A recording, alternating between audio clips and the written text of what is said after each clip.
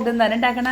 ഇത് കടച്ചക്കയും ബീഫും തേങ്ങ വറുത്തരച്ചിട്ട് ഒന്ന് കുഴച്ചങ്ങോട്ട് എടുത്ത് കുഴഞ്ഞു പോയല്ല. ഇതുപോലെ ഇരിക്കണം. ബീഫ് കാണാൻ പാടില്ല. ഇത് വറുത്തരച്ചതാണ്. വറുത്തരച്ചതാണ്, തേങ്ങ വറുത്തരച്ചത്. കൊഞ്ച് വാങ്ങിച്ചിട്ടുണ്ട്. ഇത് നന്നായിട്ട് വെള്ളം വറ്റിച്ചെടുത്തിട്ട് ഇത് ഫ്രൈ ചെയ്യും. സവാളയും വെളുത്തുള്ളിയും, വെളുത്തുള്ളി കുറച്ച് മഞ്ഞപ്പൊടിയും നല്ല നാടൻ വേപ്പിലയും. ഇതാണ് കൂർക്കത്തോരൻ. കൂർക്കയും ചെമ്മീനും നല്ല കരിക്കിൻ്റെ, നല്ല ഇളം കരിക്കിൻ്റെ കഷ്ണങ്ങളും ഇട്ട് നന്നായിട്ട് വഴറ്റിയെടുക്കുക. ഇതെന്താണ് ശാന്തി? ഇതാണ് ഞങ്ങൾക്ക് ഏറ്റവും ഇഷ്ടപ്പെട്ട പാവയ്ക്കത്തോരൻ. ഇതെങ്ങനെ ഉണ്ടാക്കിയതാണിത്?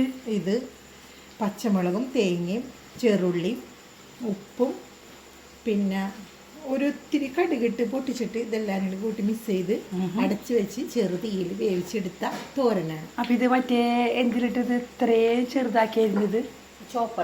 ചോപ്പറിലിട്ട് ഞാനിങ്ങനെ ചെറുത് നൈസായിട്ട് ഇങ്ങനെ കണ്ടോ. ഓക്കെ.